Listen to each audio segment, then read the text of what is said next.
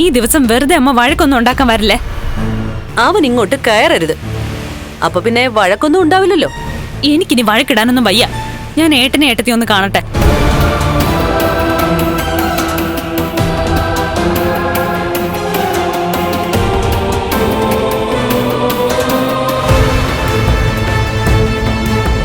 അവളെ കണ്ണേട്ടനിപ്പോ സ്വീകരിച്ചല്ലോ.